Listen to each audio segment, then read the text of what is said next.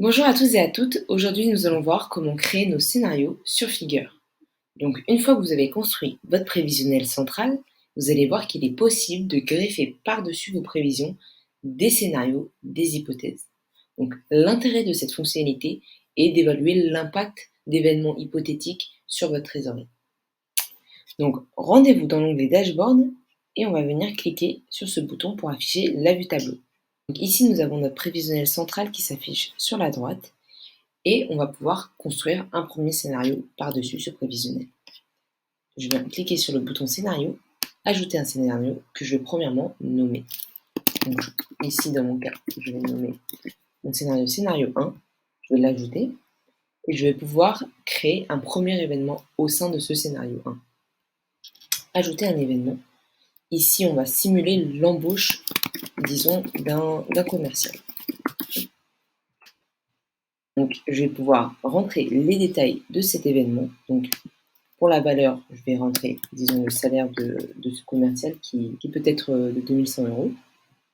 Je vais rentrer la date de début de l'embauche, donc disons le 5 juillet. Je vais pouvoir mettre une récurrence, ici mensuelle, puisque c'est un salaire.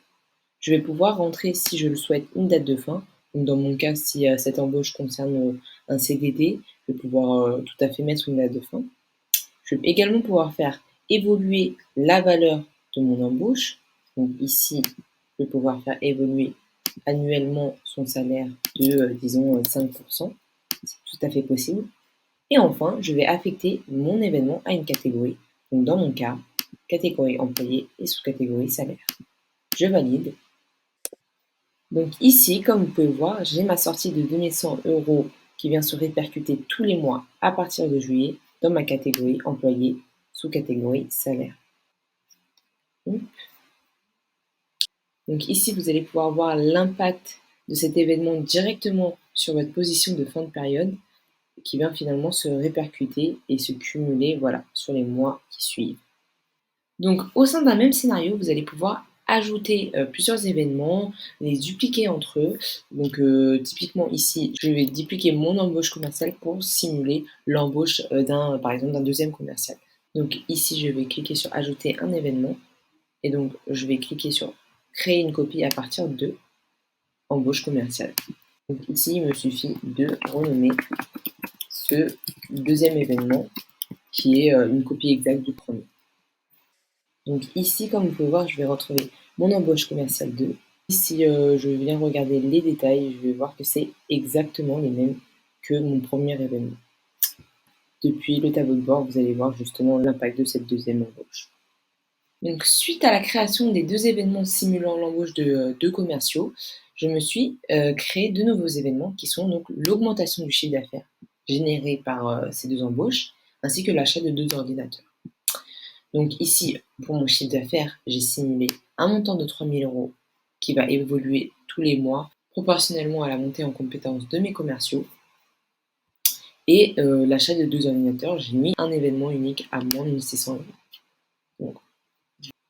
Donc voilà comment se présente mon tableau de bord désormais avec cette augmentation progressive du chiffre d'affaires et donc ici l'événement qui simule l'achat de mes ordinateurs et enfin ici l'embauche de mes deux commerciaux. Donc voilà pour la création de mon premier scénario. Si je le souhaite, je peux également dupliquer ce scénario. Donc même principe que pour les événements, il me suffit d'ajouter un scénario, de créer une copie à partir du scénario 1 et de le renommer, dans mon cas, scénario 2. Ici, l'outil m'a créé une copie exacte à nouveau du scénario 1 avec les différents événements qui composent mon scénario 1 et donc les mêmes détails à la maille des montants, des dates, etc. Je peux simuler au sein de mon scénario 2, par exemple, que mes deux commerciaux ne me génèrent aucun chiffre d'affaires.